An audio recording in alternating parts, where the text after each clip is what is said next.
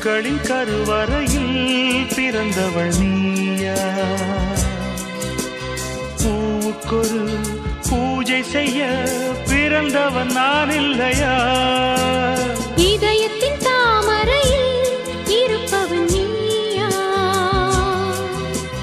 தாமரைக்குள் வீடு கட்டி தந்தவள் நான் இல்லையா? ஓடோடி வந்ததால் உள்மூச்சு வாங்குது.